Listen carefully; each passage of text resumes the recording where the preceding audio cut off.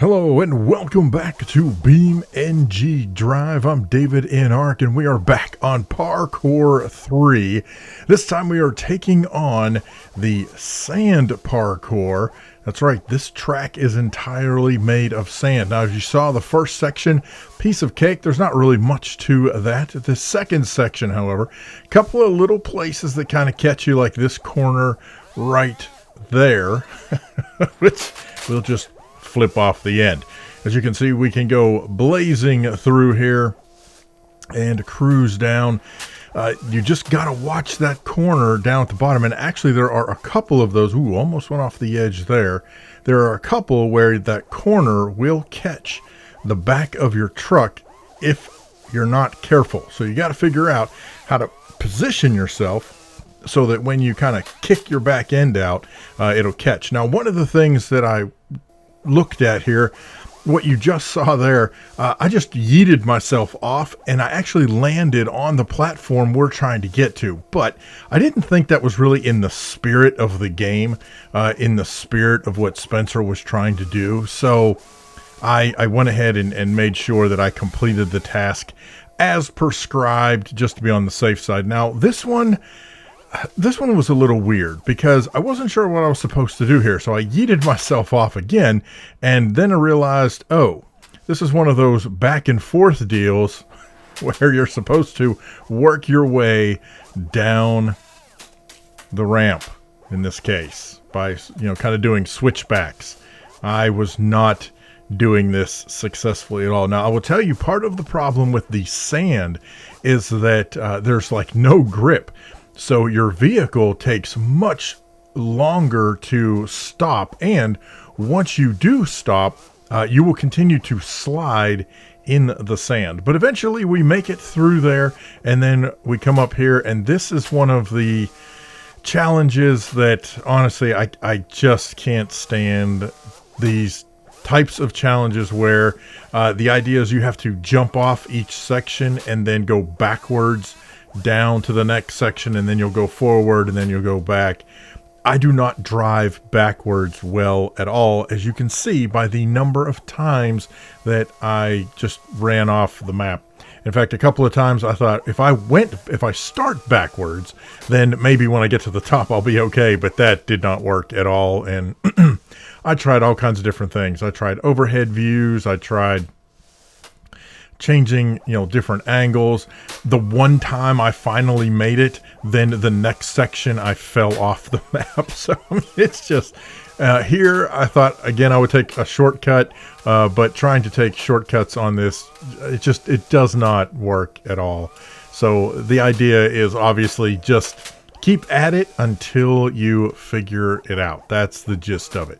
If you've not been following along so far, then you may want to go check out some of the other videos that I have as we walk through Spencer Johnson's Parkour 3 map. Can't believe I made it that far and then got stuck. But I think, if I'm not mistaken, yeah, I eventually found a way to kick my tire up onto the sand. Now this one is hard because not only do the approaches change, but then you have like this giant swooping top section, and you've got to figure out how to get your vehicle lined correctly. Now I will tell you, one of my biggest problems is when I get frustrated, I do not slow myself down. I tend to want to rush through things. And so that's part of where a lot of these fails are coming in right here, is just trying to rush through things, or being confident in that, I know what I'm doing, so I know where I'm going. So I'm already thinking ahead. And I will tell you from my experience on this parkour map, thinking ahead and looking ahead will only serve to frustrate you, because you're not paying attention to what's happening at that moment. Instead, you're thinking about where you're going to go, how you're going to approach the next section, and ultimately you just end up falling off the map. So just, kind of word of warning there.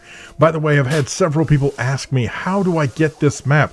The way you get this map is you have to go to Spencer Johnson's Patreon. That is patreon.com/Spencer Johnson. and become a member over there, and you get access to not only this map, but any of the maps that he is currently developing, working on. You get early access to maps that ultimately generally end up in the repository, but sometimes they don't. It's just little pet projects that he's working on. But either way, you get access to the insane mind of Spencer Johnson. I don't know what trauma the man suffered as a child that led him to develop these kinds of wackadoo maps, but let me tell you, somebody needs some counseling or something. These are it's so frustrating. Oh my gosh. I think here, is this where I make it? I can't remember. Oh, so close, and no. Now, technically my front wheel did reach that platform. I just don't know if that counts. So for my sake, I don't count it unless my whole vehicle lands on the platform. Now, if I land on it and go skirting across the platform and fall off the other side, I still made it in my, from my perspective. Also, I can't remember if I explained it or not, but the way this works is these gray platforms that are in between sections, they serve as reset points. So once you reach one of those platforms, then you can hit Control Home and then hit the home key by itself, and that will reset your vehicle on that particular spot. But you have to make it to the platforms. You can't just respawn, set your spawn point in the middle of a track. And also, as per the rules set up by Spencer, you cannot use the node grabber to fix yourself, to position yourself, to help yourself out in any way. You cannot use the node grabber. So this is supposed to be just a raw straight through. And I did have somebody ask me, oh wait, here we go, come on. Ta-da! Yay! All right, so we made it through the sand, and I'm going to go ahead and let's include the shipping crate parkour as well, because, oh, why not? Let's just get rolling here. And the first section here, if I remember correctly, it's not too bad.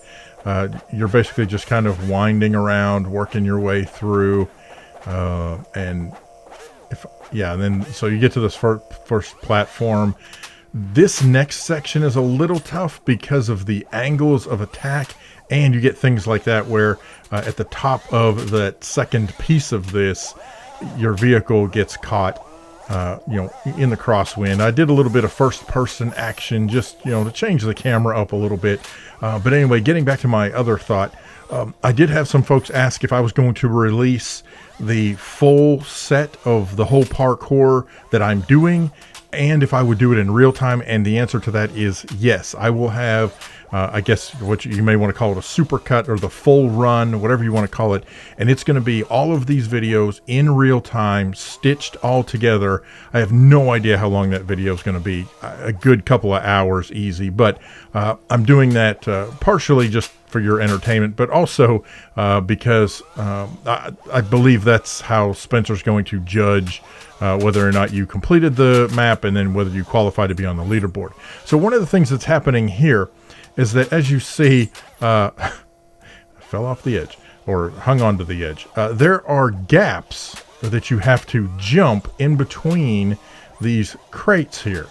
And I did a great job of not quite going fast enough, or going too fast and sending myself off the other side. So frustrating. And again, once I'd start to lose it and get frustrated, then I would just start to either go way too slow, way too fast. I'd get careless, reckless. This parkour course is not a place for just general recklessness. I can tell you, you pretty much have to be on your game, concentrating. Really, I'm not going to say 100% of the time, but I will definitely say, a good 90% of the time. And the reason why I say not necessarily 100%, because sometimes when you're not paying attention and you kind of let your mind let go a little bit, that's when the solution comes to you. So, you don't want to do full-blown concentration where you just lose your mind, but by the same token, you definitely need to be concentrating enough to pay attention to what is happening. Now, I think here... Nope, I get caught there. Alright, so here we go. Trying again. Oh my gosh. It's so crazy watching this back, especially in this sped up mode after I've been through it and now played it, recorded it, all that kind of stuff. Just watching some of the dumb stuff I do. But, I'll tell you what, I would be very interested to know if anyone has ever been able to, well, A, who else has completed it? B, if anyone, including Spencer, has ever completed it with one vehicle the whole way. In fact, I'm not sure you even can. Even if you know all of the secrets and places and all that. There you go, another gap we got to jump. Yay. I don't know that, because of the damage that you suffer on some of these levels, I don't know that you could take a single vehicle through the whole thing. Now, this one was very hard because the crates not only come around, but they also start to tilt.